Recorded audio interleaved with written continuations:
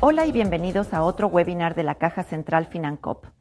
Les pedimos de favor mantener sus cámaras y micrófonos apagados y que se realicen las preguntas exclusivamente en el chat para no interrumpir a nuestros expositores. Comenzamos.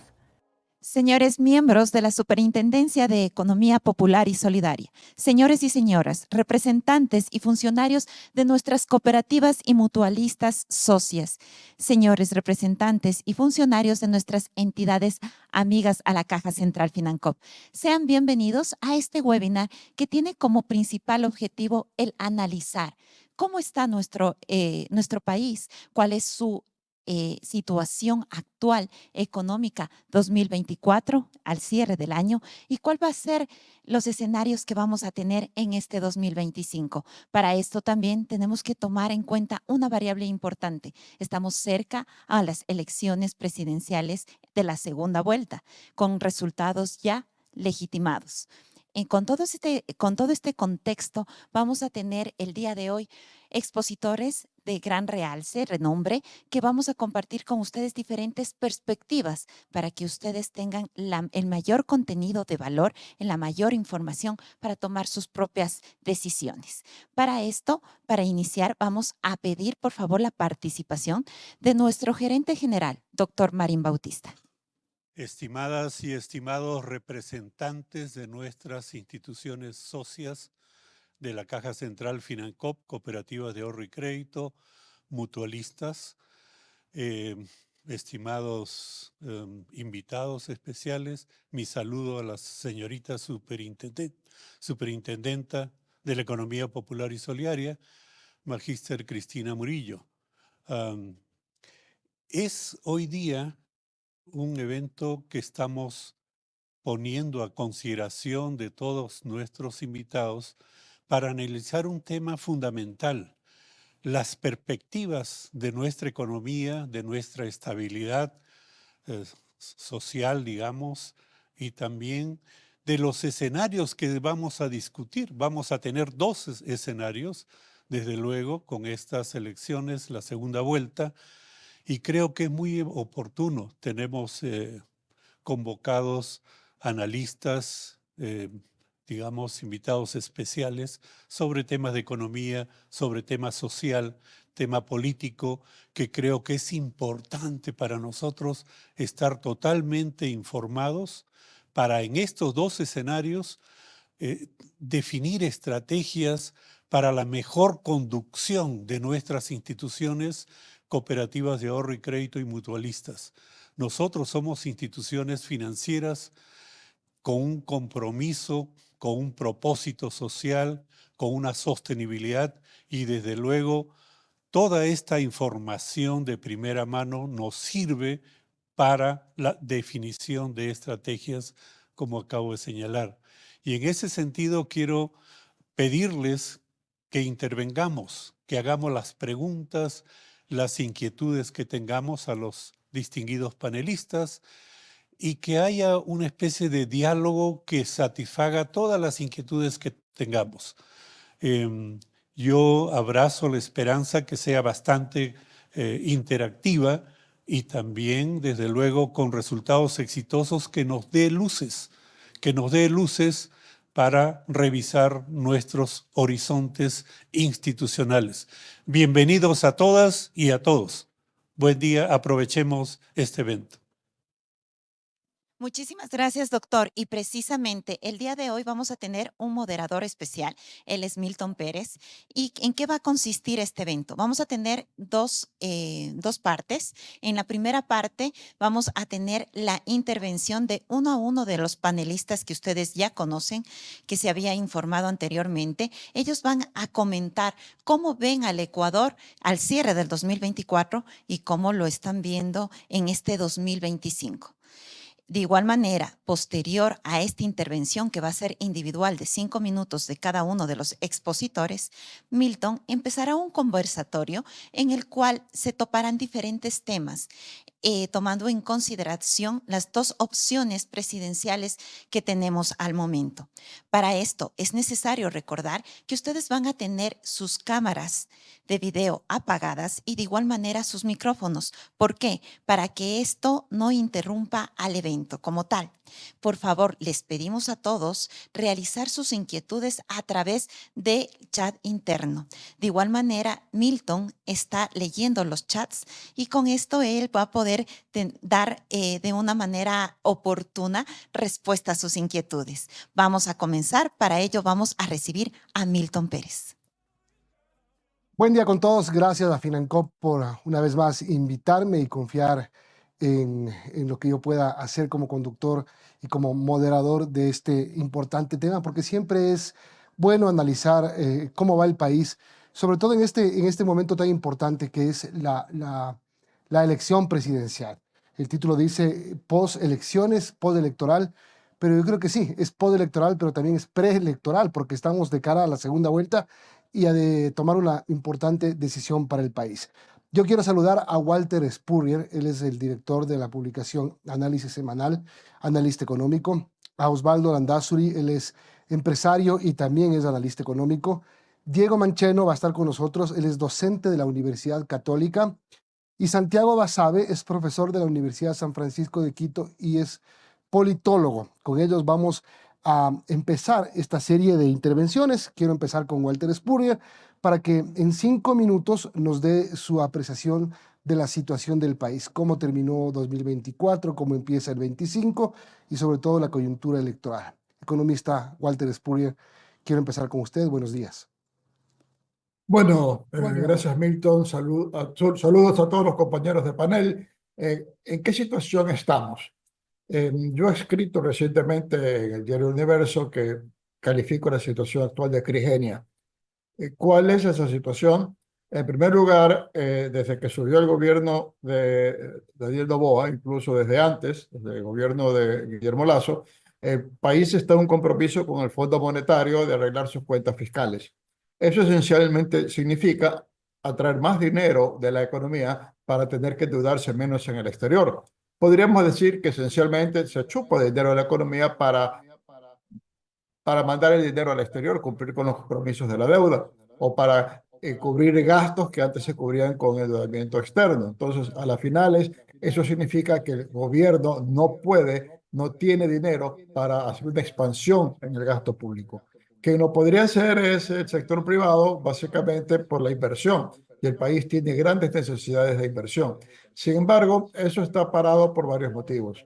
En primer lugar, la misma política fiscal del gobierno requiere que no se aprueben los contratos de inversión que firmaron tanto Lasso como Noboa por considerar que incluyen cláusulas de beneficios tributarios a las nuevas inversiones durante un periodo inicial, y entonces eso está parado.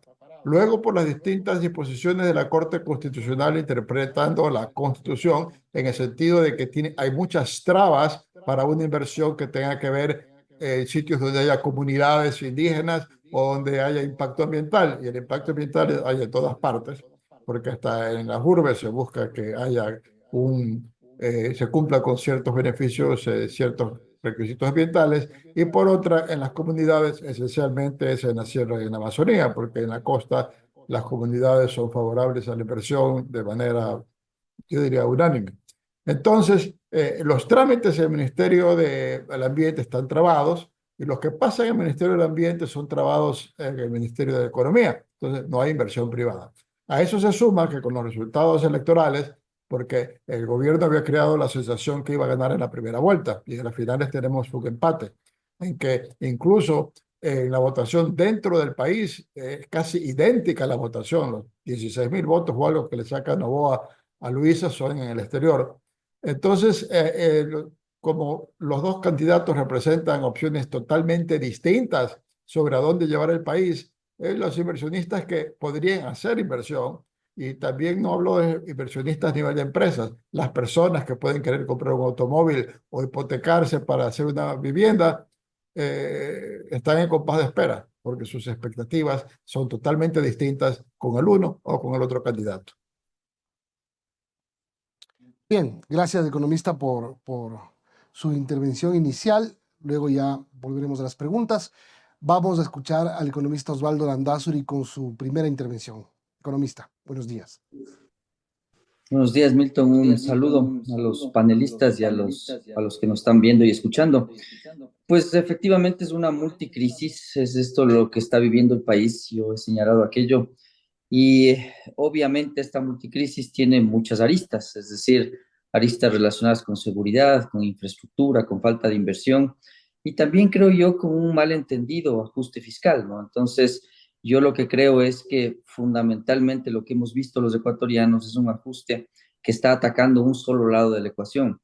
¿Cuál lado de la ecuación? El de los ingresos. Es decir, todos los gobiernos que han entrado a partir de Moreno se han encargado de subir impuestos y al final del día lo que vemos es que no alcanza y que no resuelve el problema, uno de los problemas estructurales, que es el de la sostenibilidad fiscal. Entonces, el primer asunto, Milton, y panelistas y televidentes, es ver qué es lo que hacemos con el tamaño de nuestro gasto público en relación a nuestra economía. Somos el segundo país con una participación más grande luego de Brasil en relación al tamaño de nuestra economía. Entonces, yo me he percatado de aquello y he opinado al país que lo que hay que hacer es establecer un esquema de rendición de cuentas claro. Entonces, al final no tienes un destino bien definido en tus cuentas fiscales si no arreglas el gasto.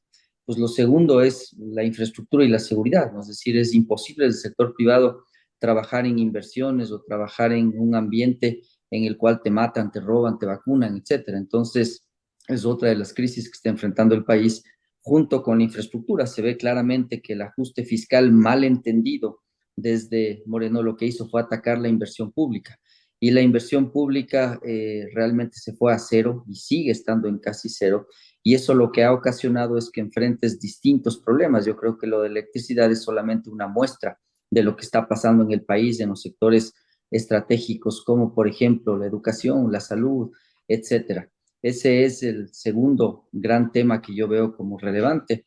Hay un tercero y un cuarto que para mí pueden ser de mediano plazo, es decir, de unos meses más, pero que tienen que ser resueltos. La seguridad social es uno de aquellos como un tema muy importante que también le ataca a la sostenibilidad fiscal, porque permanentemente el Estado tiene que estar dando plata para subsidiarle a la seguridad social, y el otro son las leyes laborales. Entonces, creo que el asunto de la inversión, tanto doméstica como extranjera, no se resume solamente a los incentivos y que eso frena el lado fiscal porque queremos cobrar impuestos, ni tampoco a los trámites. Es un asunto esencial pensar que un país con un riesgo de casi 1.000 puntos realmente le exigiría a cualquier inversión un retorno absolutamente elevado, lo cual hace inviable que el país sea atractivo. Le sumas a eso nuestras normas laborales, en las cuales están basadas en temas de hace 100 años, comparando eso con los nuevos modelos de negocio, pues indudablemente es una receta para ser uno de los países que menos inversión atrae a nivel internacional y también a nivel nacional. Entonces, ese resumen hace ver que el Ecuador tiene que resolver problemas estructurales muy complejos. Y lo que sí es cierto es que la visión de los dos candidatos hace mucho más ruido, entendiendo que son visiones bien distintas de cómo manejar la economía. Y eso genera más incertidumbre. El resultado es que en el sector privado se ve una paralización casi absoluta en cuanto a inversiones, y eso es lo que se está viviendo con cadenas de pago y con empleo. Al final del día, la gente termina sintiendo en un país dolarizado todos estos ajustes por el lado de la economía real. Gracias, Osvaldo. Vamos a la primera intervención del docente de la Universidad Católica, Diego Mancheno. Diego, buenos días. Perfecto. Buenos días, decía con todos nuestros panelistas, y buenos días a quienes nos están escuchando. A ver, los economistas solemos hacer los análisis en tres niveles. Un nivel que le llamamos los hechos estilizados, un segundo nivel que es la interpretación de esos hechos estilizados, y un cuarto nivel que tiene que ver con el ejercicio de la política económica y cómo esa política económica actúa, digamos, sobre los anteriores niveles. Definitivamente estamos en una situación muy crítica, el PIB no crece, el consumo no crece, está cayendo el consumo de los hogares, la inversión no crece, está cayendo la inversión. ¿Esto qué implica? ¿No es cierto? Que la actividad económica en el corto plazo, liderada por el consumo, no se puede reactivar. En el mediano plazo, liderada por la inversión, peor. Es decir, si no acumulamos inversión, si no se acumula capital, ¿no es cierto? Si no se expande la capacidad productiva de la economía, obviamente, ¿no es cierto?, los resultados son los que estamos observando. A eso le sumamos, ¿no es cierto?, subempleo, desempleo, violencia, crimen organizado, pobreza, ¿no es cierto? Entonces, como consecuencias de ese proceso, hechos estilizados, ¿no es cierto? Vamos a la lectura e interpretación de esos hechos estilizados. A mí me parece que en el fondo, ¿no es cierto? Si bien coincido de alguna manera con mis compañeros que me precedieron en la palabra, me parece que el tema central está en que la gestión empresarial de la cosa pública ha fracasado, total y absolutamente. No podemos, ¿no es cierto?, entender la gestión pública desde exclusivamente la gestión del mercado. Es decir, y está bien, los empresarios se enfrentan al mercado, los empresarios confían, tienen fe en el mercado como una herramienta que permite elevar productividades marginales, castigar a los ineficientes, premiar a los eficientes. Pero esa concepción teórica, estructural, esencial del empresario no se puede aplicar a la cosa pública. Y el fracaso es evidente. Hemos tenido al menos dos empresarios de gran nivel en la gestión de la cosa pública y los resultados son obvios. No entremos a hablar del caso del señor Moreno, que de alguna manera, ¿no es cierto?, en su segunda etapa fue asesorado por los empresarios. Segundo nivel. Tercer nivel, la política económica. Si yo creo en el mercado, ¿qué política económica tengo que hacer? Nada. Confiar en el mercado. Y eso es lo que han hecho, ¿no es cierto?, tanto Lasso como Noboa, y en menor medida el señor Moreno. Confiar en el mercado, para que el mercado sea el que nos permita alcanzar los equilibrios. Entonces, cuando nosotros decimos no hay política económica, ¿no es cierto?, es porque no debe haber en la estructura de la organización mental, digamos, de quienes nos están gobernando. ¿Por qué? Porque el empresario considera lo siguiente. Hay un teorema en economía que dice, el teorema, ¿no es cierto?, que si yo estoy bien, el resto está bien. Si mi empresa está bien, el país está bien. Entonces, ¿qué hace? Y eso está bien dentro de la lógica empresarial, muy bien. Pero dentro de la lógica de la gestión pública no puede ser así, ¿no es cierto? Entonces, ¿qué es lo que hace el señor Noboa? Buscar todos los elementos que sean necesarios, apalancarse en el Estado para que sus negocios estén bien. ¿Qué es lo que hizo el señor Lasso? Exactamente lo mismo, apalancarse en el Estado para que sus negocios estén bien. Entonces, ¿qué es lo que ocurre? Ocurre que el resto de empresarios ve esta política como una política no apropiada. ¿Y qué es lo que hacen? Detienen sus decisiones de inversión, porque enfrentarse a un empresario que está en el Estado, que está gestionando la cosa pública, es enfrentarse en una situación de total desventaja, total desventaja. Entonces, bajan sus expectativas, bajan sus posibilidades de inversión, sus deseos de inversión, ¿y qué es lo que prefieren? Esperar y sacar sus capitales.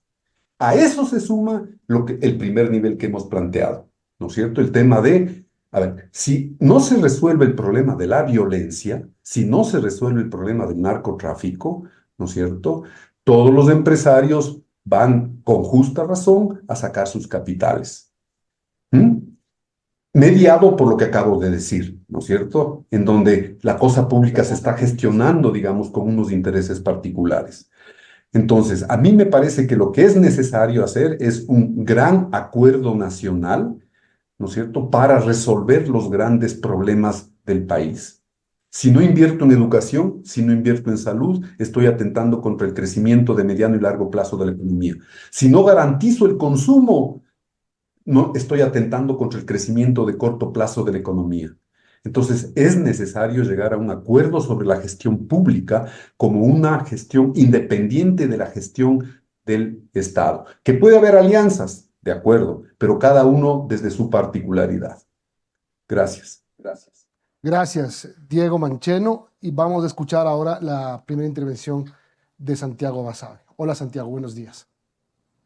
Gracias, Milton. Buen día con todas las personas que nos escuchan, nos miran y por supuesto con el resto de panelistas. Yo voy a hacer una intervención corta respecto a las proyecciones de la segunda vuelta electoral, fundamentalmente, que de alguna manera creo que sirve como punto de partida para las reflexiones en el campo económico que ya se han mencionado. En primer lugar, esta idea que ya todos conocemos ha sido un resultado muy reñido entre Noboa y González, que se dice es un resultado atípico, pero me parece que efectivamente es atípico porque la elección es atípica. Es la primera vez que el país tiene una elección presidencial a raíz de un cierre anticipado de un periodo de gobierno. Me refiero al del expresidente Lazo a partir de esta famosa muerte cruzada. Y creo que eso explica en alguna medida o en buena medida por qué el resultado que tenemos. Y pensando ya en la segunda vuelta, siendo la primera que ha sido prácticamente voto a voto, o con poca diferencia de votos, la diferencia entre un candidato y otro, me parece que la segunda vuelta va a seguir la misma línea y quizás los porcentajes sean aún menores de los que ahora mismo existen. Entonces, creo que el país va a asistir a una segunda vuelta de muy difícil pronóstico, en la que cualquiera de los dos puede ganar, pero me parece que al día de hoy, al menos, en términos de posibilidades, la candidata de la Revolución Ciudadana tendría algo más de opciones, algo más de ventaja. Básicamente, ¿a qué me refiero con esto? Partiendo de la idea de que los votos no son transferibles de forma automática, por supuesto que no, pero también de la idea de que en buena medida los liderazgos de las organizaciones políticas, de las poquísimas que existen, pueden en alguna medida orientar la votación a uno u otro candidato. Y ahí yo creo que la votación del señor Issa, 5.3 más o menos, va a ser definitiva y seguramente no se va a trasladar por completo a la señora González, pero uno podría pensar que un porcentaje importante, entre 6 o 7 de cada 10 votos, podrían orientarse hacia allá. El gobierno asumo que estará en una tarea de fina política electoral para tratar de capturar los votos del señor Issa, sobre todo los votos que están en la Sierra Central. Yo creo que ahí es donde el gobierno tendría opciones. Me refiero a Cotopaxi, a Chimborazo, algo más de lo que ya ha capturado obviamente en Tungurahua y por ahí al sur en la provincia de Loja.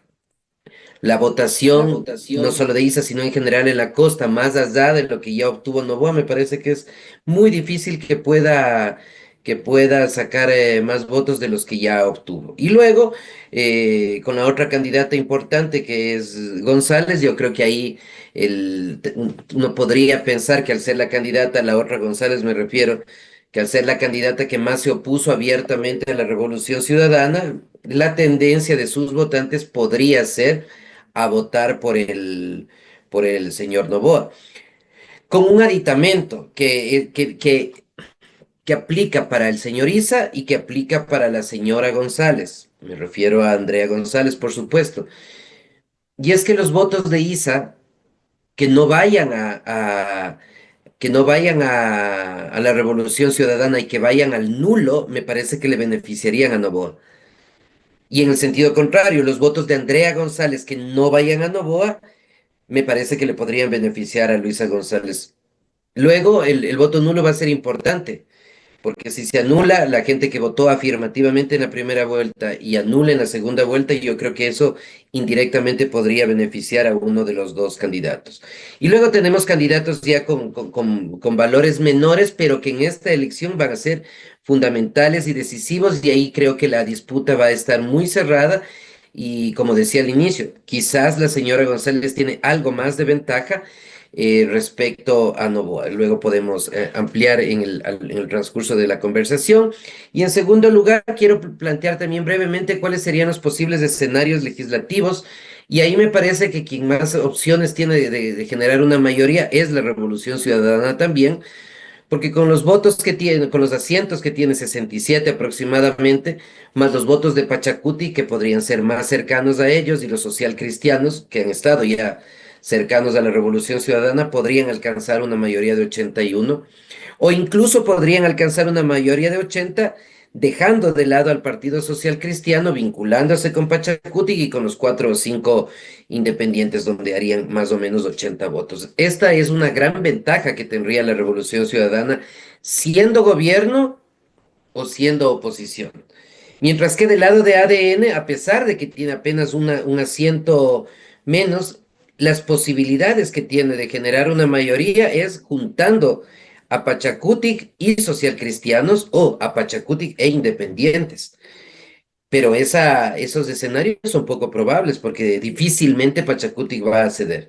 En ese aspecto también creo que el eventual gobierno del señor Noboa correría con una seria desventaja, con muchas dificultades para alcanzar una mayoría legislativa, mientras que en el gobierno de la Revolución Ciudadana la posibilidad de que haya una mayoría en el Ejecutivo y en el Legislativo, yo creo que es un poquito mayor, lo cual en alguna medida ayuda a mejorar esa relación entre los poderes del Estado, independientemente del tipo de políticas públicas que luego se vayan a dictar y que a eso eventualmente en la segunda parte me voy a referir, pensando en cuál sería el escenario de un gobierno con González versus cuál sería el escenario de un gobierno con el señor Noboa. Creo que ahí estoy más o Gracias. menos en el tiempo. Gracias, Milton. Gracias, Santiago. Gracias a todos que están escribiendo muchas preguntas, que voy a tratar de dar paso a todas. Y quiero empezar con Santiago mismo porque hay un tema político. Le ruego una respuesta más bien corta para alcanzar a dar paso a la mayor cantidad de preguntas. Dice Wilson Cabrera, el economista Santiago Basabe dice que en la segunda vuelta la candidata Luisa González tenga mejor opción. Quisiera que nos indique debido a qué. Y le complemento.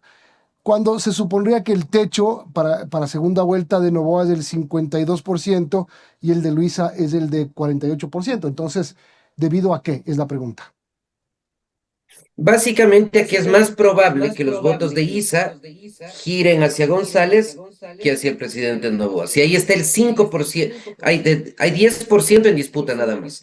Y si la mitad es de Isa, y es más probable que un porcentaje importante, no todo evidentemente, gire hacia González, eso marcaría la diferencia. Tengamos presente que ahora mismo son 20.000 votos la distancia. Entonces, si 6, 7 de cada 10 votos de Isa giran a González, son suficientes para ganar. Pero si digamos que van los 500,000 votos de Isa para Daniel Noboa, tampoco le alcanza porque no llega al 50%, tiene 44 más 5%, 49.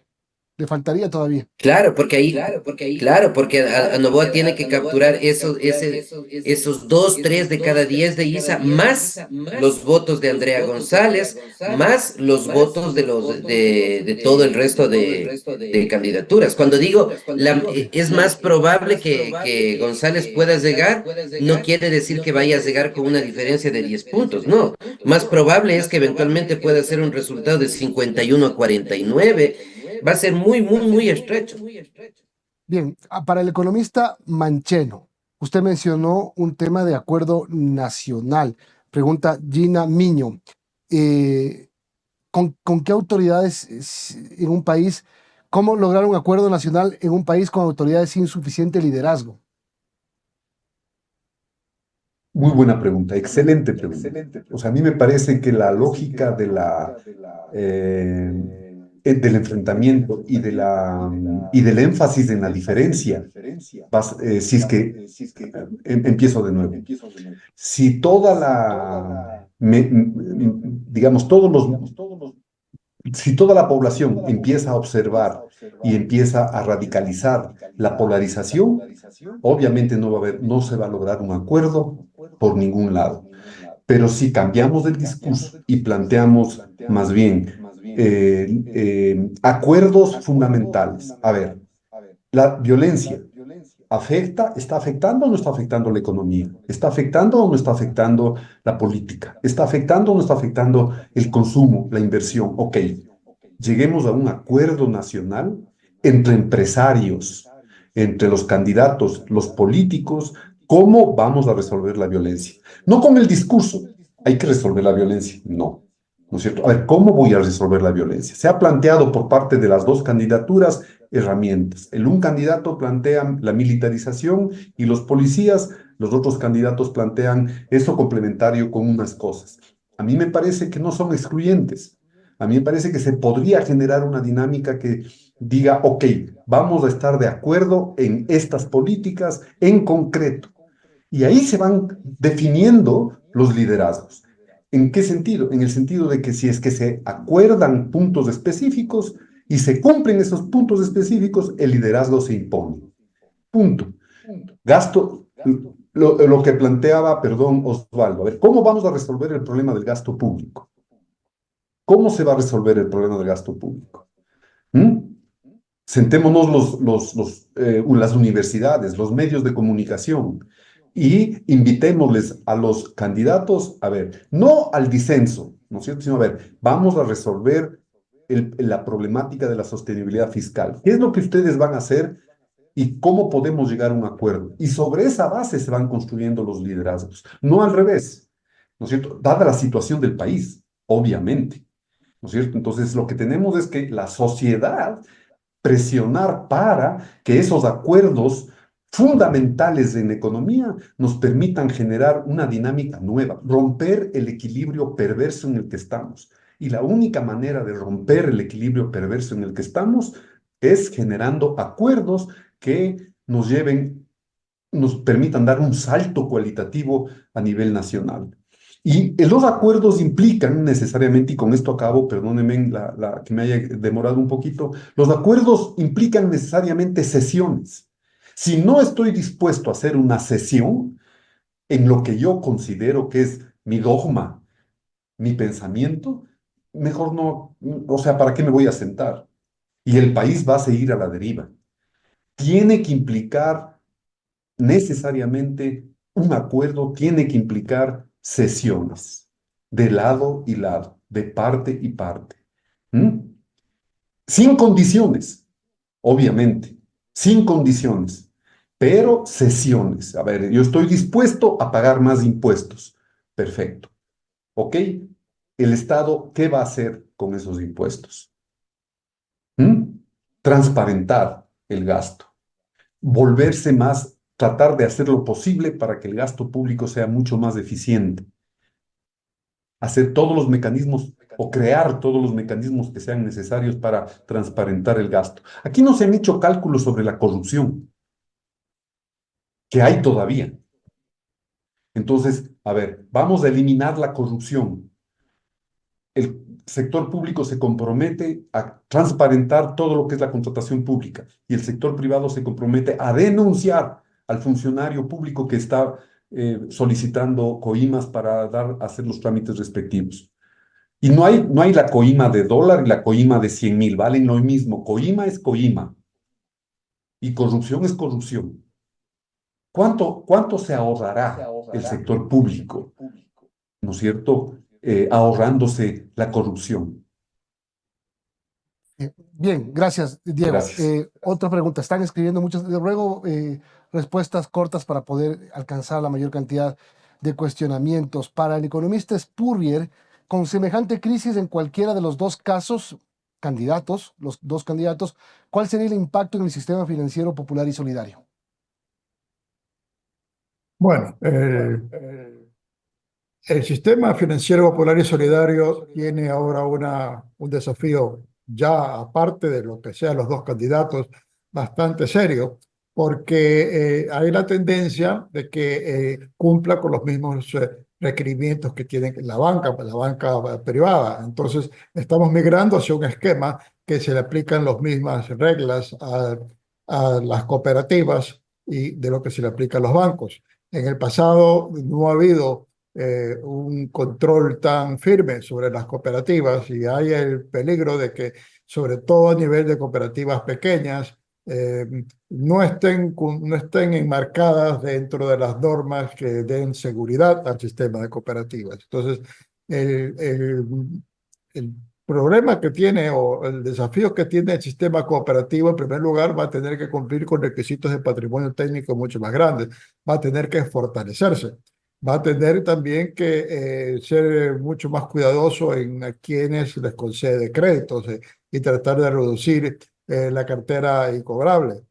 Yo pienso que esto se va a dar con cualquiera de los dos candidatos.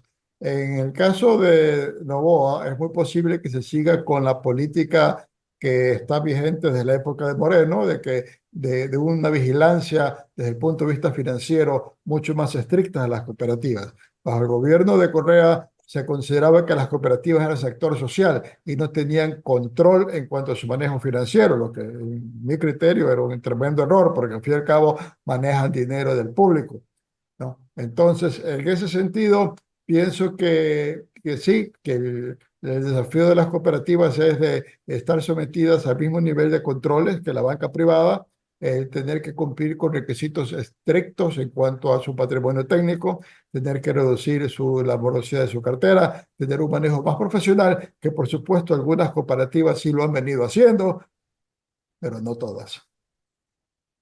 Una pregunta para el economista Landazuri, me parece interesante. Ayer se dijo que el Ecuador registró un superávit de 6.678 millones de dólares, lo que aparentemente es el mejor dato desde que el país se dolarizó. Pero ¿por qué eso no se ve en lo social, en la gente? La crisis está latente, no hay liquidez, hay depresión, más allá de aquellas noticias, nos pregunta Israel Jaramillo.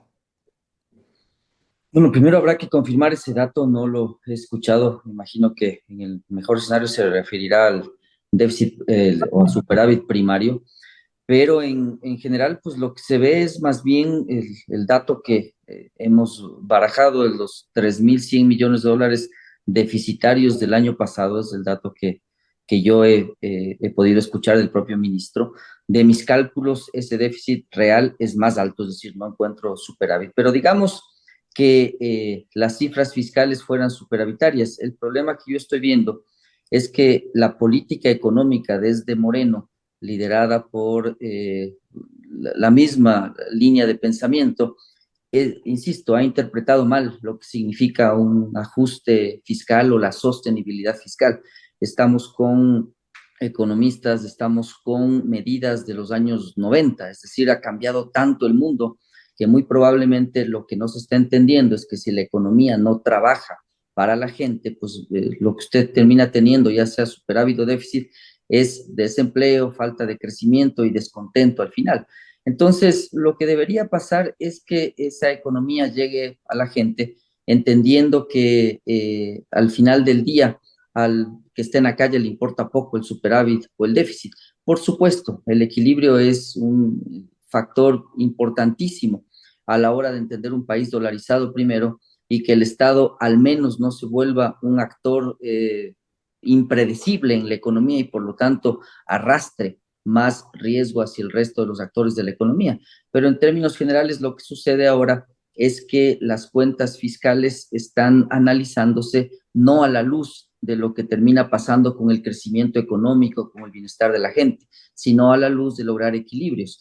Y eso termina siendo al final una receta para el fracaso, como ya lo vimos en los años 90. Yo soy partidario de entender un equilibrio macroeconómico, por supuesto que haga sentido con crecimiento, pero sobre todo con rendición de cuentas. Hoy mismo estamos viendo que los GATS organizan fiestas de $300,000, se compran autos de $170,000, y entonces, claro, ¿qué sentido tiene el tratar de buscar equilibrios cuando el sector público no rinde cuentas y no es eficiente? Es decir, no le da al ciudadano lo que realmente está buscando, y eso es bienestar, servicios de primera calidad, etcétera.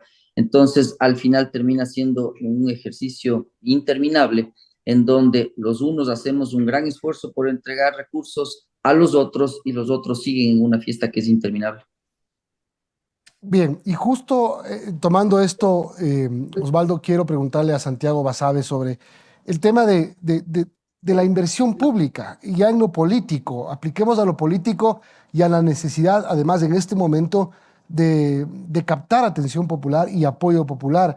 No se ven obras, solo se ven anuncios. Ayer el gobierno anunciaba que va a adjudicar 5 proyectos termoeléctricos para aumentar la generación en el sistema interconectado, y no se ve mayor cosa en infraestructura, por ejemplo. ¿Por qué es esto? Si es que además el manejo económico, como dice el gobierno, ha sido eficiente. O sea, mi respuesta va a ser la de cualquier ciudadano de pie, porque no hay plata, pues. No hay recursos. O sea, yo estoy de acuerdo con que es necesario incrementar la inversión pública. Ya, de acuerdo. ¿De dónde? No hay plata. Sí, hay que incrementar eso. No hay recursos. No hay. ¿De dónde se sacan esos recursos? Y esto vinculo brevemente con otra idea. En el caso de un gobierno de la Revolución Ciudadana, al igual que fue el gobierno de los 10 años del expresidente Correa, al igual que han sido los gobiernos de la familia Kirchner en Argentina, en alguna medida de Lula, en menor medida de Boric, en mucho menor medida de Boric, son gobiernos que para estar en el poder y para mantener un espacio de gestión política necesitan muchos recursos económicos, muchos recursos económicos. Necesitan un tamaño del Estado grande, importante, generar empleo desde el sector público, generar inversión desde lo público, generar infraestructura desde lo público. Ese es el modelo de la Revolución Ciudadana. No estoy diciendo ni estoy calificando que eso sea bueno o sea malo. Eso le corresponde a los colegas economistas. Pero lo que sí me planteo es, para que esos modelos puedan ser políticamente eficientes y trasladar esto al tema público, se necesitan recursos que el país ahora mismo no tiene. ¿De dónde van a venir esos recursos? No van a venir de los Estados Unidos. O sea, un gobierno de la Revolución Ciudadana no va a tener cercanía con los Estados Unidos, claramente, me parece. La posibilidad de vinculación en términos económicos, entonces, ¿va a venir del FMI? Seguramente no. ¿Qué le quedaría al gobierno de la Revolución Ciudadana? La China, con todo lo que eso implica, y sacarse el dólar, ¿no?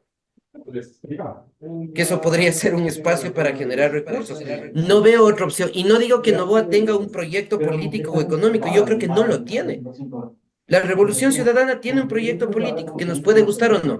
Eso es otra cosa. Y tiene un proyecto económico que nos puede gustar o no. Noboa no tiene eso. Noboa no lo tiene. Yo no he visto un guión ni político ni económico en el gobierno de Noboa. Entonces, ahí creo que la decisión es muy complicada y nuevamente el tema es de dónde van a salir esos recursos. Gracias, Santiago. Les pido, alguien tiene prendido el micrófono, le pido apagarlo cuando esté interviniendo la otra persona para que no haya interferencia. Voy con el economista Spurrier por un tema que están preguntando algunas personas que tiene que ver con el riesgo país. El riesgo país, economista Spurrier, que antes de las elecciones había bajado, se mantenía en 903 puntos. Después de las elecciones del 9 de febrero subió 410 puntos más o menos. ¿Qué significa el riesgo país y qué impacto tiene en nuestro vivir cotidiano? Bueno, el índice de riesgo país lo lleva un banco internacional, JP Morgan, y lo calcula en base a cómo se cotizan los papeles de la deuda ecuatoriana. Y los papeles de la deuda ecuatoriana se cotizan con gran descuento porque el descuento mide cuánto piensan los tenedores de los bonos o los posibles compradores de los bonos que es el riesgo que el Ecuador entra en moratoria. Porque si no hubiera ningún riesgo que el Ecuador entre en moratoria, el riesgo país quedaría a cero. Entonces, es eso lo que mide. Y por lo tanto, la posibilidad que está planteada en el acuerdo con el Fondo Monetario, que debido a la mejora fiscal del país, baja el riesgo país, haya más confianza en el mercado financiero internacional, el Ecuador podría este año comenzar a colocar papeles de la deuda. Ahora, cierto es que tenemos una deuda muy grande, pero si un país puede emitir deuda nueva para pagar la que se vence, el problema ya son los intereses, que es una cuestión mucho más pequeña. Nuestro problema aquí es que la deuda que se va a vencer, nadie va a querer comprar nuestros papeles sino a tasas de interés absolutamente elevadas. Entonces, el primer problema es ese. El mercado calcula que hay la posibilidad que gane González las elecciones, que ya Correa en el año 2008 sin necesidad declaró la moratoria de la deuda, de que González no va a seguir un acuerdo con el Fondo Monetario, lo va a interrumpir, no va a haber ese apoyo de los multilaterales, el país no va a poder hacer frente a los vencimientos de la deuda que se vienen el próximo año y que habrá una nueva moratoria. Ahora, si bien estamos hablando que ese índice mide lo que piensan los inversionistas tenedores de los bonos, la verdad es que en realidad mide el temor de todos los inversionistas, hasta del ciudadano que está pensando tener una hipoteca para comprarse una casa. Él dice, ¿cuál es el riesgo de que yo esa hipoteca no la vaya a poder pagar porque mis ingresos no vayan a ser los mismos? Entonces, en ese sentido, la victoria que ha tenido González de haber sacado un resultado superior al que le decían las encuestas más conocidas, porque habían otras que decían lo contrario, y el mercado internacional creyó en esas encuestas más conocidas, es de que hay el riesgo de una moratoria, que hay un riesgo para la inversión en general, y eso también espanta a los inversionistas. Entonces, ese es el impacto de la victoria relativa que ha tenido Luisa González en esta primera vuelta con tan buena votación y cómo la reciben los inversionistas multinacionales y también los que están en el país tendrían una actitud muy similar. A propósito de esto, para el economista Mancheno, nos pregunta Santiago Aguirre, más allá del riesgo país, ¿cuáles podrían considerarse las principales causas de falta de inversión extranjera o privada? Específicamente, ¿en qué factores deberían enfocarse los gobiernos para generar cambios que fomenten la llegada de capitales? Gracias por la pregunta. A ver, me parece que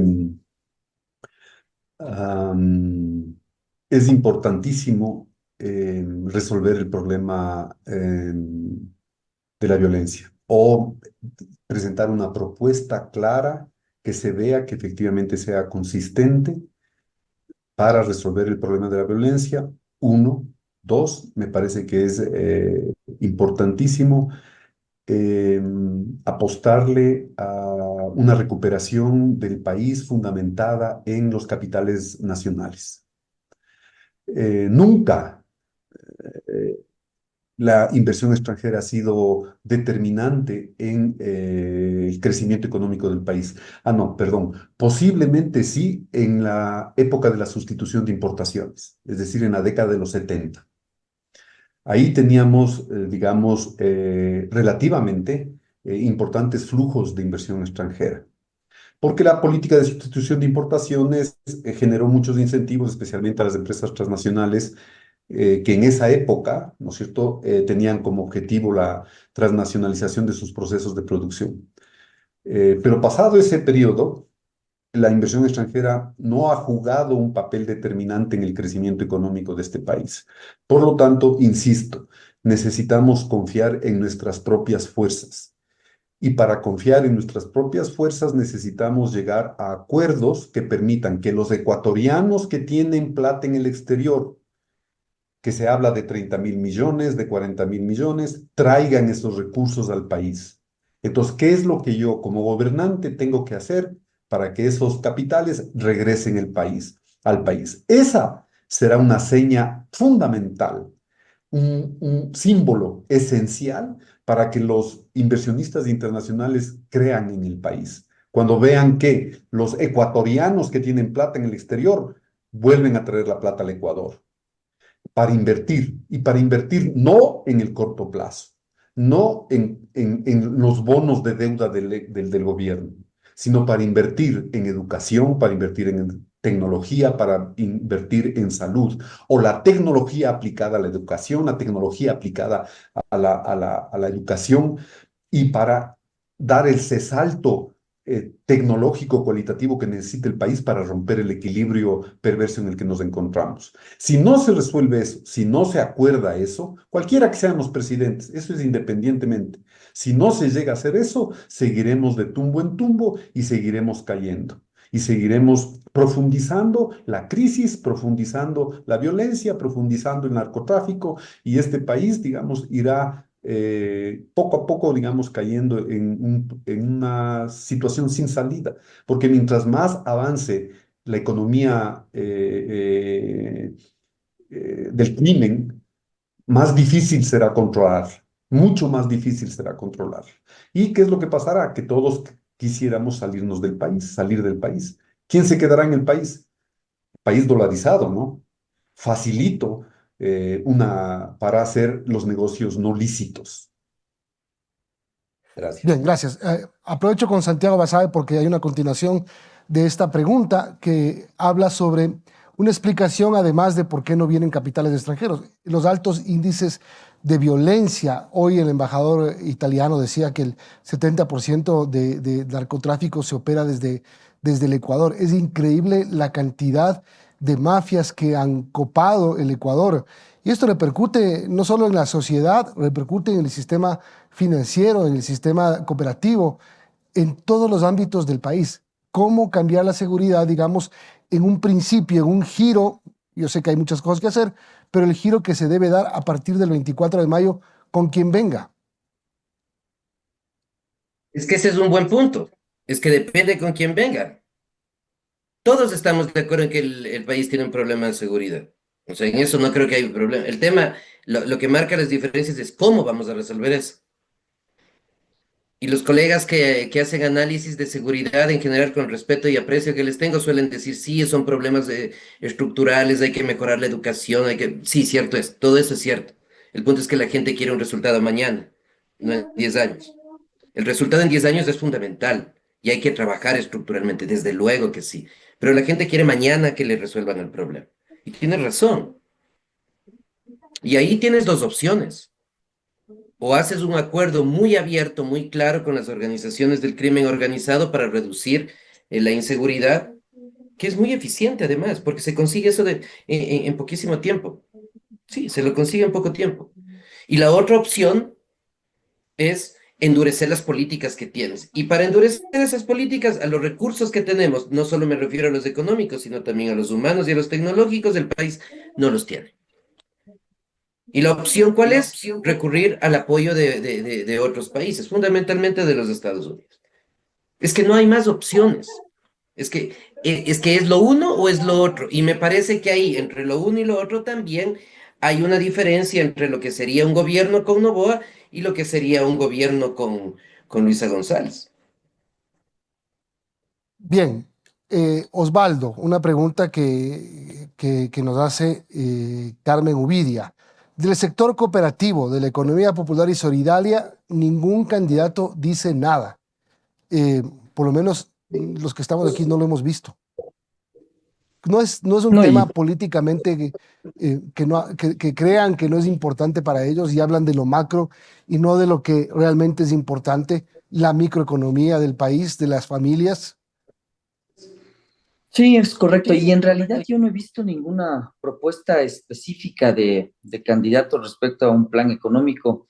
Y dentro de ese plan económico, obviamente los agentes financieros son absolutamente relevantes. Entonces, yo creo que ese es uno de los temas que queda pendiente, así como muchísimos otros. Es decir, si nos damos cuenta en qué es lo que se ha dicho durante la campaña, pues en general han sido cosas más bien muy amplias, vagas y en términos generales muy populistas, si cabe la palabra, ¿no? Es decir, bastante de ver cómo atraigo votación y no topo los temas estructurales. El sistema popular y solidario tiene una importancia muy relevante, sobre todo en economías en desarrollo. Yo creo que desde la época de Janus y todo aquel esquema cooperativo, de cooperativización, realmente se mostró como el fondo de la pirámide, no solo que incluso puede ser parte del desarrollo, sino que además puede ser parte de muy buenos negocios para empresas importantes. Y eso fue un caso de estudio muy relevante que se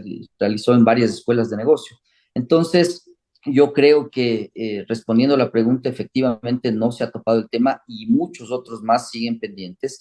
Y respecto a la importancia, yo creo que es fundamental entendiendo estas dos aristas, es decir, el sector popular y solidario tiene la función de desarrollar aquellos sectores donde la bancarización no llega, donde se requieren otro tipo de evaluaciones, otro tipo de mirada respecto al crédito, por un lado, pero por otro lado, insisto, aquel paper tan interesante del de la base de la pirámide también ha demostrado que tiene un rol fundamental, sobre todo cuando tienes una economía en donde la pobreza es tan elevada como la que es en el Ecuador. Entonces, las empresas tenemos que estar abocadas a entender cómo la base de la pirámide también es parte del quehacer económico nacional. Y en esa línea, insisto, la interacción entre el sector privado y el sector popular y solidario es fundamental para el desarrollo del país.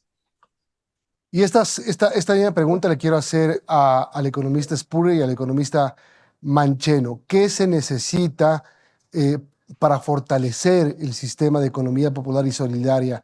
¿Qué debería hacer el nuevo gobierno y cómo entender lo que en lo macro plantean los candidatos? Empiezo por usted, economista Spurrier.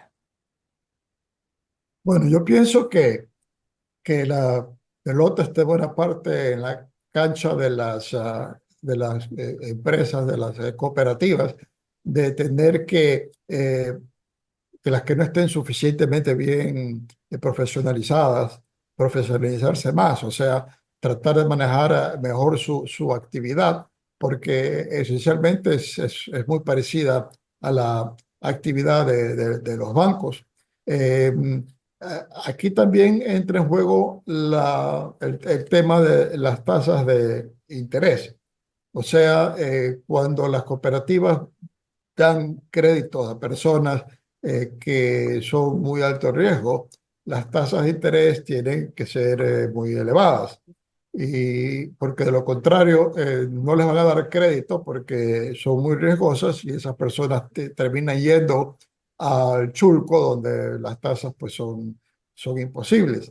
El, el tema es que cuando se da un préstamo a una persona, una cantidad relativamente pequeña, ese pequeño monto de dinero que recibe le permite utilizar a plenitud su propia capacidad de trabajo. O sea que un capacidad de trabajo que sin ese crédito es prácticamente cero, con ese pequeño crédito pasa a ser muy fuerte. Entonces, por eso es que una persona de muy de necesidades financieras muy pequeñas y que quiere hacer un trabajo, un emprendimiento que requiere un poquito de capital para poder sacarlo adelante, puede estar dispuesta a pagar una tasa relativamente elevada porque lo contrario va a producir cero y no puede ir al chulco para conseguir esos créditos porque son tasas imposibles. Entonces yo sí pienso que mucho está en el área de las empresas de la economía popular y solidaria y le toca, creo yo, a las autoridades monetarias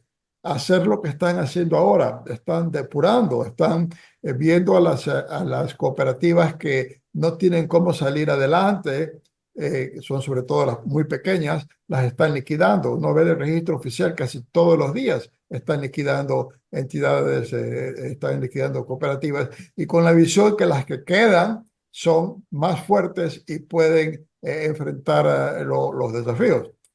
Claro, nosotros muchos ponemos énfasis en hablar de manejo económico en los grandes actores de la economía, en las empresas grandes, y que son indispensables para el manejo de la economía, pero a las finales es a nivel popular y solidario donde se generan el grueso de los empleos y que a las finales son empresas vinculadas con los más grandes, porque toda la economía es una sola cadena. Entonces, si bien las empresas grandes son indispensables, pero a las finales el beneficio de manera más directa la ve la gente vinculada con las cooperativas. Economista Mancheno, la misma pregunta sobre el sector de las cooperativas y qué se debería hacer en el siguiente gobierno. Voy a partir de lo último que dijo Walter. Me parece que es importantísimo crear, yo había escrito, articulaciones entre la economía popular y solidaria y las grandes empresas, a todo nivel, a nivel productivo, a nivel de la comercialización, a nivel de la distribución de los productos. Esas articulaciones, ¿no es cierto?, van a permitir de alguna manera generar economía en las pequeñas unidades productivas. Uno, dos, crear mercados, obviamente, ¿no es cierto? Es decir, crear mercados territoriales. ¿Por qué? Porque la economía popular y solidaria tiene mucho acento territorial. ¿Y esto qué implica? Esto implica generar circuitos económicos territorializados. Esto obviamente implica identificar productos, identificar mercados, identificar territorios, identificar mecanismos de intercambio. Esto se tiene que hacer, obviamente, articulando entre los gobiernos locales, la coordinación entre los gobiernos locales y el gobierno nacional, porque la economía popular y solidaria tiene el potencial no solamente de quedarse en los territorios, sino de expandirse a otros territorios. Y eso hay que crear elementos de política pública que permitan este desarrollo.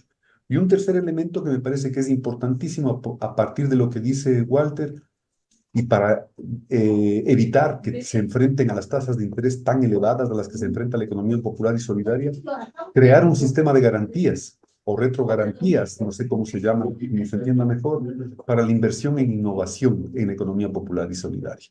Es necesario generar dinámicas que la economía popular y solidaria también entre en un proceso de renovación tecnológica, de innovación y de incorporación de todos los desarrollos, digamos, científicos, tecnológicos y ahora de la inteligencia artificial, ¿no es cierto?, en sus procesos de producción, de comercialización. Es fundamental, por ejemplo, en el agro, ¿no es cierto?, recuperar las tierras, el riego, que son funciones del público, del sector público, no del sector privado, porque la tierra y el agua son bienes públicos, no son bienes privados en el agro. Pues a mí me parece que ahí hay mucha tela que cortar, además con costos bajísimos y con un impacto muy importante, ¿no es cierto?, a nivel del empleo, a nivel de la producción y a nivel de la satisfacción de la economía y además a nivel de la competencia con el crimen organizado. Gracias. Gracias. Santiago, una pregunta que tiene relación política con el tema de las cooperativas. Nos pregunta Mauricio Enríquez, ¿es necesario realizar un mejor control y la causa de no tocarlas en los planes de los políticos actualmente por el nivel de riesgo que manejan? Siempre en las campañas escuchamos un montón de cosas sobre el tema económico tan delicado. Ya habíamos escuchado el tema de la dolarización en varias veces, se había convertido en instrumento de campañas. Meter la mano en las reservas internacionales también ha sido propuestas polémicas en las campañas electorales. Y el tema de las cooperativas, de la economía popular y solidaria también es sensible. Es muy sensible y yo no veo en los candidatos propuestas específicas en torno al tema, como los colegas acertadamente han dado ideas y muy claras de por dónde podría ir en ese campo el próximo gobierno. Y en ese sentido, yo creo que el rol fundamental desde la sociedad civil, desde los medios de comunicación fundamentalmente, es en inquirir, en indagar en los candidatos cuáles son sus propuestas específicas en este tema, más allá de las generalidades, ¿no? Decir, este sector de la microempresa es fundamental, es importante para el desarrollo. Sí, desde luego, todo el mundo sabe eso. El tema es cómo lo van a incentivar.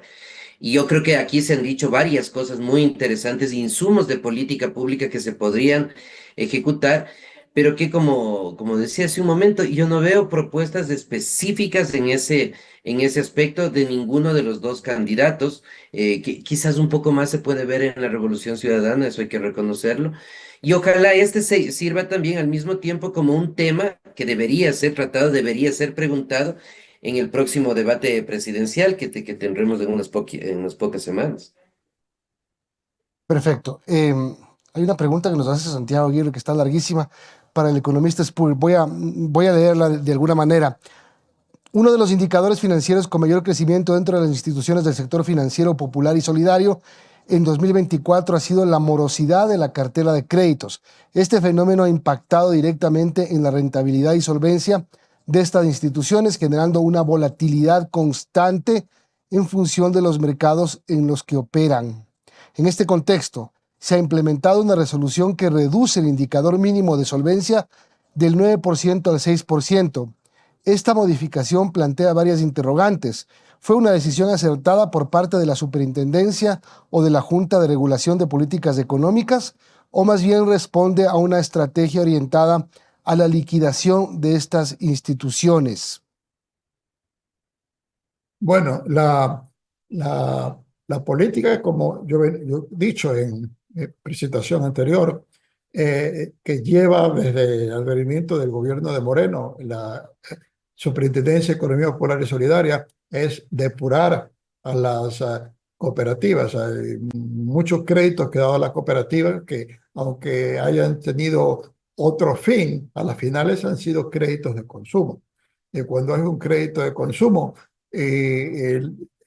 usar ese dinero a la persona que ha recibido la plata no le da rendimientos para pagar el crédito. Entonces, no ha habido suficiente supervisión en muchas cooperativas. Tenemos que partir del hecho que el Ecuador tiene un sistema de cooperativas inmenso dentro de lo que se acostumbra en América Latina, ¿no? Excesivamente grande, diría, ¿no? Y más bien tiene que consolidarse en tener buenas cooperativas y ir eliminando las que no cumplen con los objetivos. Entonces, yo sí pienso que lo que se está buscando es tratar de evitar que el día de mañana, ante un nuevo gran revés económico, el país se encuentre con una crisis en el sector cooperativo. Entonces, está comenzando a depurar la superintendencia las empresas que no son lo suficientemente sólidas para que vaya quedando un sector cooperativo mucho más sólido. Entonces, en ese sentido, me parece que esa es la política que están siguiendo las autoridades. Pienso que lo están haciendo en base a sus informes técnicos, que no necesariamente lo sacan a relucir. Está de acuerdo con lo que recomienda el Fondo Monetario, que ha hecho un análisis del sector financiero y también ha hecho consideraciones similares para el sector financiero bancario, pero allí es más fácil porque el número de bancos que están muy sólidos es fundamental. Es mucho más fácil absorber los pequeños bancos que pueden estar en problemas a futuro. Entonces, en ese sentido, me parece que va por buen camino esa política para ir ayudando a depurar el sector cooperativo y que quede un sector fuerte que pueda hacer frente a crisis económicas. Economista Landazuri, tan importante es este tema que estoy leyendo un artículo de la revista Forbes que titula Las 10 cooperativas de ahorro con más activos en Ecuador. Hasta diciembre de 2024, las cooperativas de ahorro y crédito sumaban activos por 25.000 millones de dólares, con un crecimiento anual del 5.8% respecto a diciembre del 23. Los depósitos llegaron a 20.720 millones, es un incremento del 7.7%, y una cartera bruta de 17.595 millones. ¿Qué quiero decir con esto? Que mucha gente está regresando a ver a este sector para confiar sus depósitos, para hacer inversiones, para obtener créditos, etcétera. Sí, claro, y eso, como bien dice Walter, da cuenta de un sistema cooperativo en Ecuador que es bastante más grande de lo que se ve en otros países. En términos generales, también hay que tener cuidado, Milton, con que las tasas de interés que se plantearon el año pasado a nivel mundial y sobre todo en el Ecuador, probablemente también hayan tenido que ver con la atracción de algunos capitales que querían retornos más altos. Me parece que esas tasas han ido normalizándose porque obviamente no eran sostenibles tasas en dólares de 2 dígitos que estaban ofreciendo algunas cooperativas. Creo que quizás el desafío es, además de esta profesionalización que se ha mencionado, entender desde mi óptica cómo cada vez más el esquema financiero de control agrupa a los bancos y a las cooperativas dentro de una lupa que le dé la garantía al sector cooperativo y al cliente de que están siendo bien manejadas. Porque si tú te fijas en las cifras que acabaste de mencionar, pues obviamente el tamaño del sector de cooperativas ya es un tamaño muy importante que en caso de no ser bien manejado, pues podría incluso generar riesgos sistémicos. En esa línea, pues lo importante es entender qué tasas y cómo se atrajeron aquellos dineros para crecer. Por otro lado, también pensar en que muchos de los controles que el sistema financiero ecuatoriano en general tendrá que ejercer para no servir como un esquema de blanqueo de capitales que no son lícitos, y todo aquello enmarcado también en que el crecimiento del sector popular y solidario es fundamental, insisto yo, para el crecimiento del país, mucho más viendo que su participación frente al sector financiero tradicional bancario es cada vez más importante. Bien, economista Mancheno, otra pregunta de Carmen Uvidia. ¿Por qué no se pone techo en las tasas pasivas ¿Qué pasa con el Banco Central?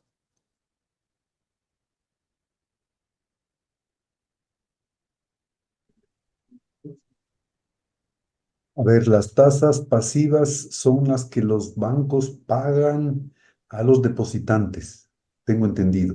Y las tasas activas son las que los bancos cobran a los depositantes. Entonces, me parece que la pregunta de poner techos a las tasas pasivas no creo que tiene sentido. Porque digamos, a ver, el sector financiero compite por captar recursos y obviamente compite por colocar esos recursos. Entonces, lo que a mí me parece que lo que hay que garantizar son los elementos de seguridad y los elementos de competencia en esa captura de recursos y en esa colocación de recursos. Porque en el nivel, digamos, de los bancos grandes, estamos lamentablemente caminando, no es que estamos caminando, ya estamos en digamos, en una estructura altamente oligopólica en el sistema financiero. Entonces, la gran pregunta que tenemos que hacernos los economistas es cómo creamos mecanismos que permitan abrir la competencia en el sistema financiero para evitar justamente que hayan tasas altas, ¿no? Porque obviamente, a ver, vamos viendo, una tasa de 20% de crédito, esto implica que el negocio que yo estoy planteando debe generar un rendimiento mayor al 20%. Si no, quiebro. Una tasa en dólares, además, ¿no? Y además en términos reales, porque si estamos hablando de que estoy con una inflación del 1, del 2%, una tasa del 20% implica una tasa real del 18%. ¿Qué negocio le da a usted el 18%? Entonces, me parece que es necesario en este gran acuerdo también que estoy planteando, que se debería llevar adelante, ¿no es cierto? Un tema de eh, definir espacios de competencia en la generación de crédito, en la captura de depósitos, que permitan justamente que esas tasas bajen. Fíjese, en El Salvador, las tasas de interés del sistema financiero salvadoreño están por debajo del 10%. Es una economía dolarizada. Bueno, en Panamá, al margen de, digamos, el diferente sistema productivo que tenemos, ellos son una economía esencialmente de servicios, pero es una economía que maneja las dos monedas, el dólar y su moneda propia, ¿no es cierto? Pero las tasas de interés igual están por debajo del 10%. Y aquí tenemos todas las tasas por encima del 10%. Entonces ahí hay un problema o de falta de ausencia de competencia, y por lo tanto los gestores de la política pública, particularmente el Banco Central, tiene que ver cómo hace para que haya competencia. Este es un deber del Banco Central. Dos, hay un problema de eficiencia de la banca privada en términos de reducción de costos, que le permite efectivamente reducir la tasa de interés, ¿no es cierto? Y me parece que hay un tema que no se topa mucho, ¿no es cierto?, que tiene que ver con este nivel de la eficiencia y está íntimamente relacionado con las cargas salariales de los altos ejecutivos del sistema financiero. Esto estalló en la crisis del 2008 en los Estados Unidos, con muchísima fuerza. Es decir, las formas de pago a los altos ejecutivos en el sistema financiero en el 2008 de los Estados Unidos eran exorbitantes. Y es muy interesante observar los debates en el Congreso de los Estados Unidos que interpelan a esos ejecutivos que se vieron beneficiados, inclusive no solamente pre-crisis, sino durante la crisis. Ojalá no estemos copiando esos mecanismos remunerativos. Yo no conozco, lamentablemente, pero ahí hay un trabajo esencial en la superintendencia de bancos. Gracias, Diego. Gracias.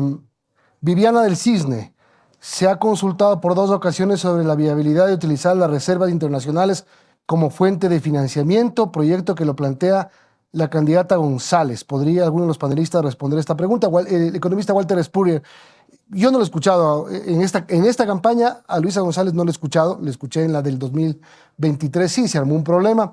Creo que Diego Borja sí lo dijo de alguna manera, pero bueno, en todo caso, la pregunta de fondo es, economista Spurrier, usar las reservas internacionales como fuente de financiamiento? Ya, esta pregunta para Walter Spurrier y para Osvaldo Landázuri, ya que ha insistido 2 veces Viviana en la pregunta. Economista Spurrier. Bueno, cuando subió el gobierno de Gustavo Noboa, comenzó a formarse un fondo de ingresos petroleros que iba a servir para respaldo en un momento de una crisis y poder acudir ese dinero. Y a eso lo nutrió durante el gobierno, las rentas petroleras lo nutrió Lucio Gutiérrez, hizo lo mismo Palacio, pero vino el gobierno de Rafael Correa y acabó con ese fondo. Hoy en día hay dinero en reservas monetarias internacionales, pero ¿qué es ese dinero que hay en reservas monetarias internacionales? Es plata depositado por el sistema financiero nacional, depositado por el IES, depositado por los gobiernos locales y la cuenta única del Tesoro.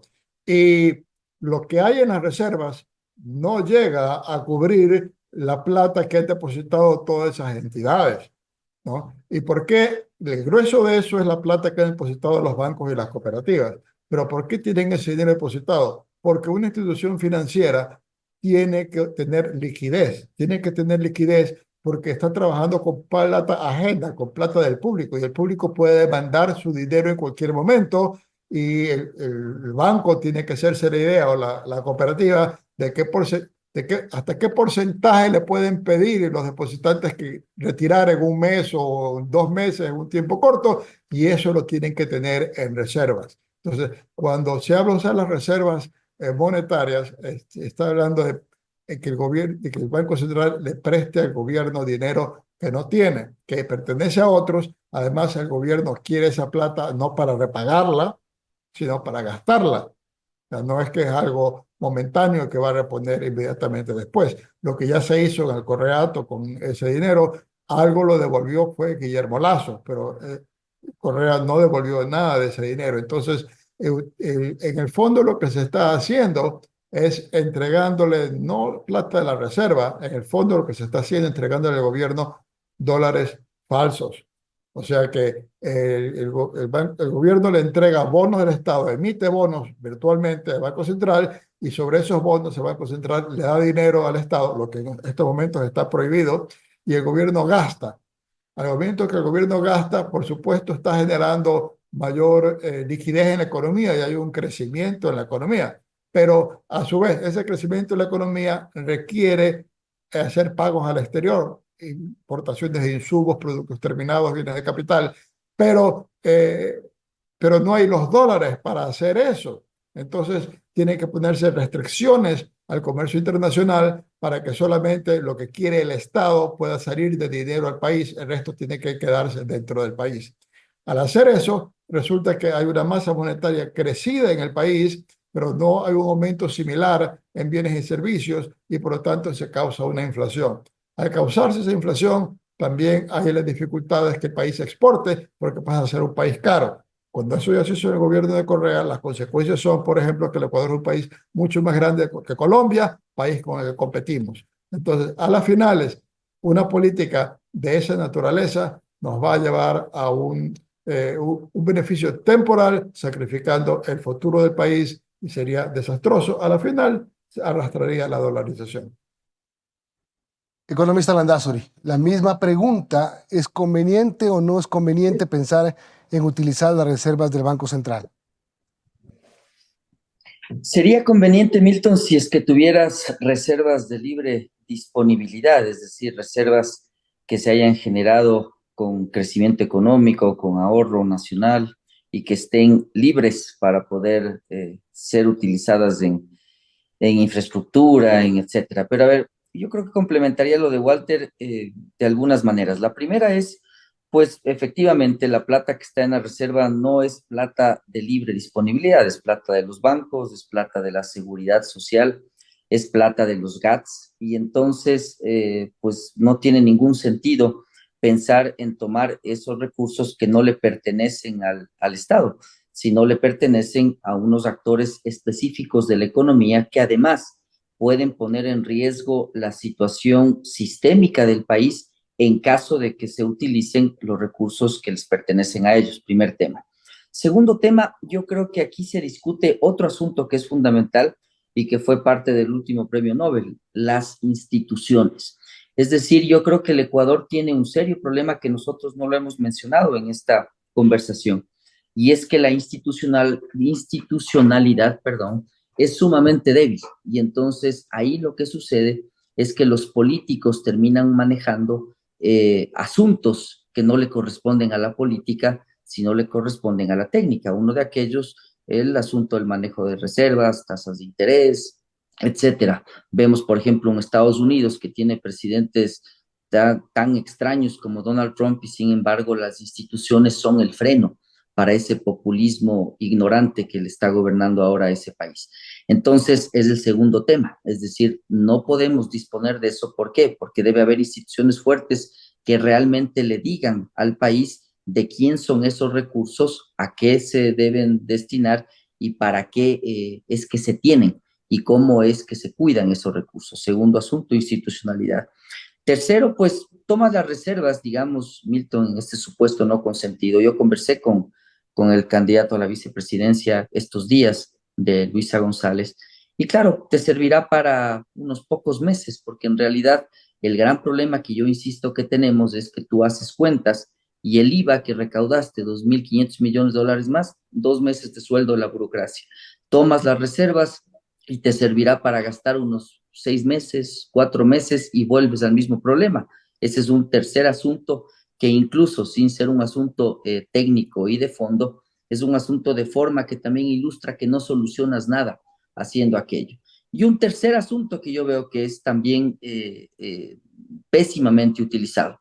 Tanto Correa como sus candidatos y tal vez algunos economistas hablan del retorno y dicen, a ver, lo que pasa es que aquí me está retornando 2% y yo tengo un proyecto hidroeléctrico. Si acaso que el Estado es un actor que está buscando retorno, eso es incorrecto porque además estás mezclando riesgos. Entonces, lo que sucede es que, por ejemplo, cuando analizas la plata de la seguridad social, las prioridades cambian completamente. No es que tú buscas retorno, tú lo que buscas en primera instancia es seguridad, segundo, liquidez y tercero, rentabilidad. Entonces, ahí creo que respondo a la pregunta con varias aristas complementarias, es decir, se están mezclando conceptos, se está afectando a la institucionalidad del país que es tan necesaria, y por otro lado, en el supuesto no consentido, insisto, es tan grande el problema fiscal que tiene el país que incluso esos recursos servirían para unos pocos meses. Y ahí aprovecho para meterme a lo político y cerrar. Voy a tener una pregunta más sobre el tema. Pero Santiago, mencionaban que Correa metió la mano en la reserva del Banco Central, no pagó nada nunca. Lasso de alguna manera algo devolvió, pero ha sido tradicional también. El IES, por ejemplo, meterle mano a los recursos del IES para mantener una imagen política, porque más o menos para eso es, porque te igualas en sueldos, usas en gasto corriente y elevas tu nivel de popularidad. Eso ha sido tradicional, Santiago. Sí, y enlazo la pregunta que haces, Milton, con lo que acaba de decir Osvaldo, porque está muy relacionado. Osvaldo decía que se debería dejar las cuestiones técnicas, el tema de fijación de intereses y todos los temas que hemos relacionado a los técnicos, con lo cual estoy de acuerdo, pero esa es una posición ideológica. Esa ya es una posición ideológica. Asumir que esa es cuestión de economistas y de técnicos, eso es ideológico. Porque hay corrientes ideológicas que dicen que los tecnócratas son hijos del neoliberalismo. No lo asumen de forma técnica, en rigor.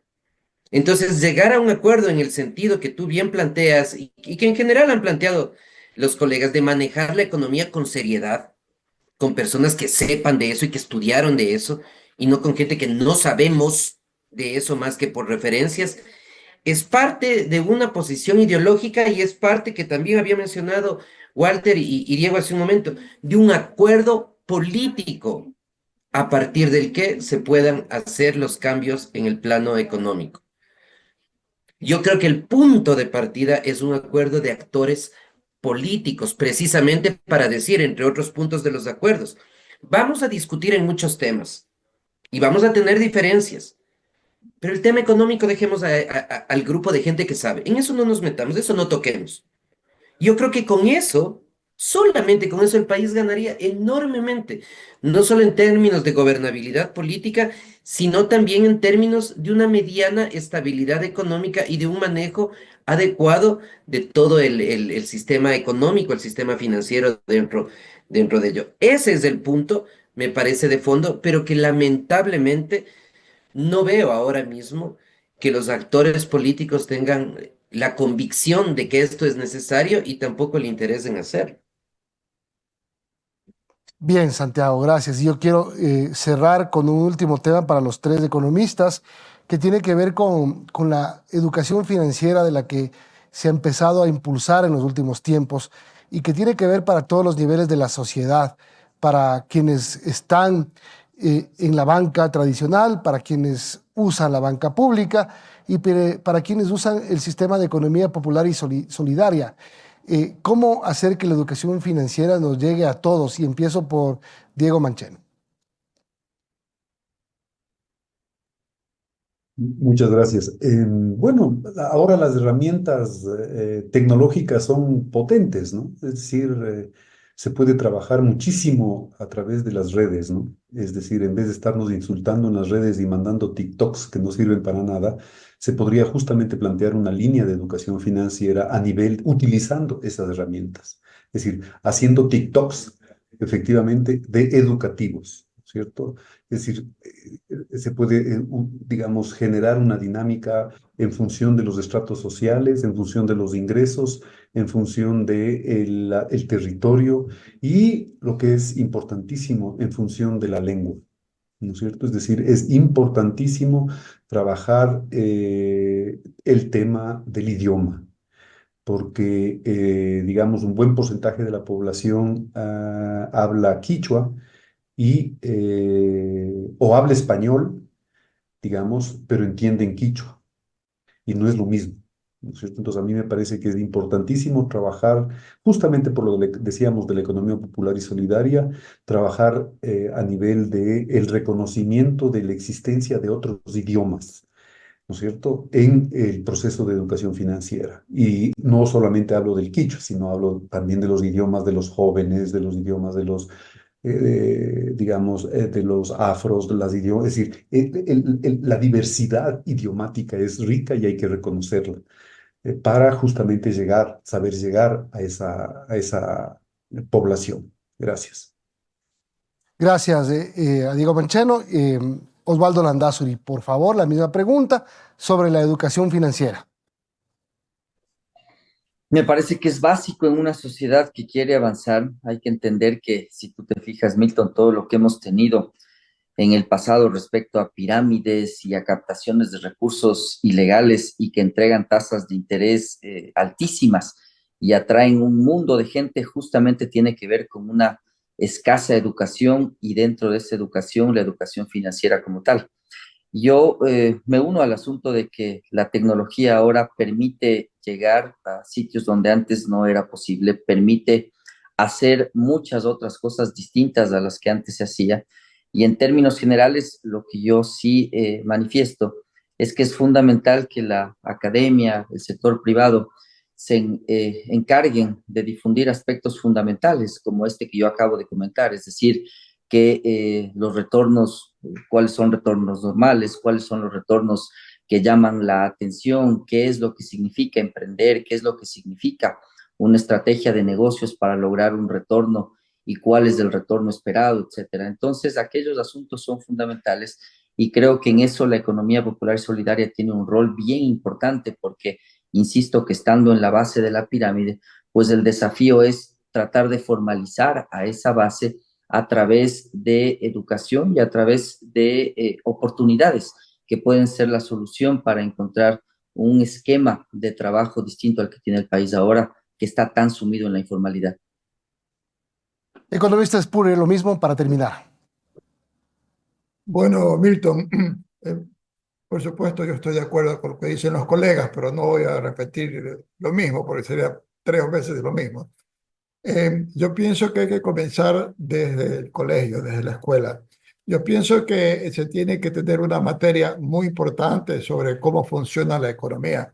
eh, a través del tiempo yo conozco muchísima gente que piensa que, por ejemplo, los precios de una economía son eh, totalmente al azar y que si uno tiene un buen gobierno ordena que bajen los precios y si hay un mal gobierno es porque son malos es que suben los precios. O sea, que es algo que básicamente los gobernantes pueden escoger los precios de las cosas. Entonces, tiene que explicarse cómo funciona la economía, tiene que verse el asunto en la parte financiera, el aspecto riesgo, que en el momento que una institución ofrece una tasa de interés más elevada que los vecinos, uno tiene que indagar por qué, puede ser por algún motivo correcto, por alguna cuestión de algún negocio importante, muy bueno que tiene por delante, tiene que captar más recursos, o si es sencillamente porque tiene que devolver dinero y no tiene cómo devolver dinero a otros depositantes, entonces tratando de traer más, pero para pagar a los que se van, o para cubrir pérdidas, en cuyo caso pues es una mala inversión. Entonces,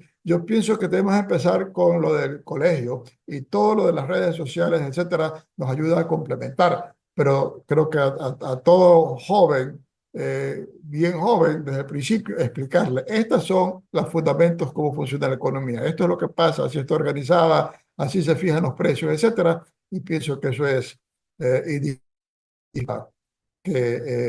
para que el país se maneje más adecuadamente la población en el sector financiero. Gracias a todos los panelistas por habernos acompañado. Hay un montón de preguntas y comentarios que no las he podido, las he tratado de unir, digamos. Quiero no dejar de leer un comentario de Freddy Garófalo. Dice: indistintamente las medidas de control directas que pongan los gobiernos de turno al sector financiero no solucionarían en su totalidad los problemas del sector. El problema está en las políticas erradas de los últimos gobiernos, que incrementó la inseguridad, se incrementó los tributos, etcétera. Todo esto ha originado el decrecimiento del consumo en población, tener un menor poder adquisitivo, sumando a los problemas de inseguridad. Los pequeños inversores internos no quieren créditos en la actualidad y los que tienen ya deuda no quieren sembrar sus cultivos o abrir sus negocios por temor, y todo esto ha generado el incremento de la morosidad del sector financiero como tal, y como dijo uno de los panelistas, los problemas deben ser solucionados para el momento. Gracias a todos por sus comentarios. Me pueden recordar si Correa está de candidato. No está de candidato, así que no lo voy a buscar en la papeleta, si es que quieren votar por él. Y bueno, gracias a todos realmente hay un montón de comentarios sobre este tema y qué bueno que todos estén interesados. Les quiero agradecer por su participación y ya viene el cierre del evento.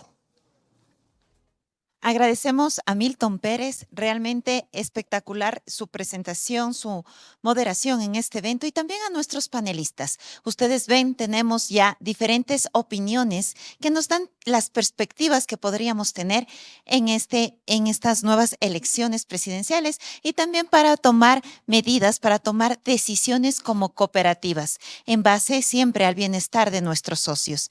Vamos acabando y les comento, tenemos noticias de interés que los vamos a dar próximamente, para lo cual primero vamos a recibir al presidente de la Caja Central Financop, ingeniero Fabián Lalaleo. Siempre agradecidos por la participación y también por la interesante interacción que hubo en este evento. Pues siempre la información es importante y, por supuesto, ustedes son quienes sacan sus propias conclusiones de todo aquello. Y también pues la información nos puede ayudar a tomar las estrategias pertinentes para nuestras cooperativas. Es un año complicado, es un año de retos. En esta época electoral también se vuelve un poco convulsionado, hay incertidumbre, pero también hay esperanza de que van a venir días mejores. Y para ello necesitamos que pues la tendencia que gane siempre haya los buenos planes, tal vez un plan de unidad que no es tan descabellado esa utopía, pero siempre pensando en el ciudadano. Así que reiterarles mi agradecimiento y su participación en este evento. Doy paso en este momento a nuestro señor gerente, Marín Bautista, que nos va a también indicar de los proyectos que se vienen a futuro con Financop. Muy bien, excelente la participación. Creo que se cumplió los objetivos que estábamos previendo y nos dejan varias lecciones. Hay varias lecciones, hay varias reflexiones y también algunas tareas que nos corresponde como instituciones cooperativas y mutualistas. En este contexto, FinanCoop se ha asumido un compromiso de hacer talleres de trabajo de fortalecimiento a las cooperativas en algunos talleres técnicos. Y vamos a empezar por la sectorial que corresponde a las provincias de Cotopaxi, Tungurahua, Pastaza, Tena, Riobamba, Bolívar. Y el día próximo 25 de febrero vamos a hacer un evento con expertos sobre temas sensibles que creo hay que fortalecernos. Y eso es el tema de crédito, es el tema de riesgos, es el tema de gestión de cobranzas y los ajustes de política que creemos en nuestras gestiones, ¿no? Que creemos hay que implementar. Hemos invitado a los gerentes y los principales funcionarios de las cooperativas. Va a ser una reunión de trabajo plana, muy participativa, y al final queremos lograr resultados, o sea, inquietudes, solventar inquietudes. Vamos a visibilizar cómo vemos el sector en cada uno de los mercados de las 4 sectoriales que tenemos. Ya oportunamente vamos a visitar al resto. Luego vamos a hacer un seguimiento porque creemos que hay que mejorar varios aspectos fundamentales de las gestiones en las cooperativas. Tema de riesgo, ya dije, tema de negocios, también temas financieros en el manejo de la tesorería, el portafolio de inversiones, etcétera. Y un tema importante que no hay que perder de vista, la innovación, la transformación digital, que son otros temas que sí es necesario abordar, así como la sostenibilidad. Son puntos que vamos a tratar y vamos a inaugurar. En Ambato va a ser la sede de esta reunión de las provincias que ya señalamos. Así que ahí nos veremos y luego vamos a ir informando a las otras sectoriales, porque todas las socias, las 145 socias de FinanCoop, le invitamos que participen. No cuesta, es un valor agregado que da la Caja Central a sus asociadas, pero queremos apoyarles en su mejor gestión y creo que hay un tema de sostenibilidad que hay que revisar claramente.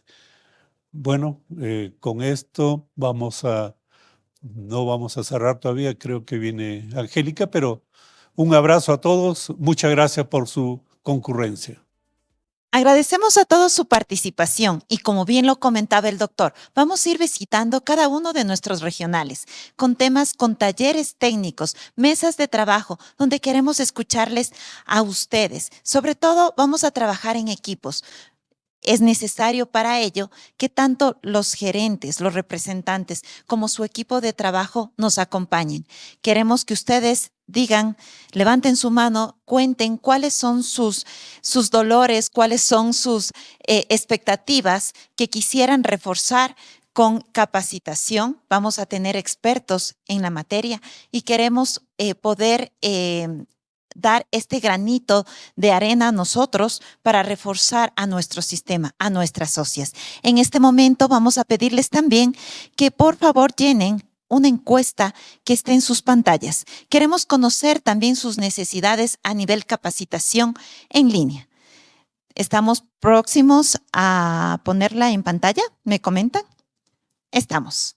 Por favor, ayúdennos llenándola y esto también nos va a ayudar a conocer si quizá se podría venir un nuevo análisis financiero post elecciones definitivas.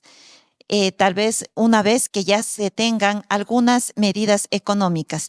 Entonces, por favor, contamos con su participación y de igual manera les pedimos revisar en su chat interno que van a tener el enlace para descargarse el certificado de participación de este importante evento webinar.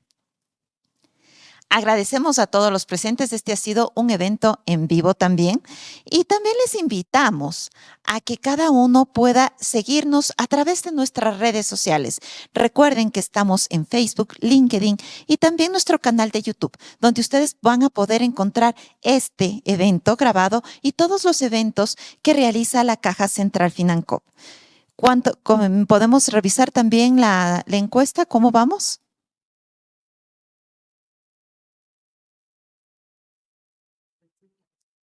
Tenemos todavía un porcentaje bajo de respuesta. Les pedimos su ayuda. Esto nos puede ayudar a apalancar nuevos eventos justamente que se realizan en beneficio de nuestras socias. De igual forma, es necesario indicarles nuevamente que para nuestros proyectos, para este proyecto de fortalecimiento técnico a nuestras socias, próximamente les haremos llegar toda la información para que ustedes puedan registrar su participación. Y como les comentaba, es necesario que lo hagamos tanto la gerencia como su equipo de trabajo de forma individual y puedan también inscribirse en cada una de las mesas de acuerdo a sus requerimientos. Este es un nuevo proyecto, un nuevo programa que realiza la Caja Central Financop para fortalecer a sus asociadas. Les agradecemos infinitamente por habernos acompañado el día de hoy. Recuerden que Financop se trata de todos.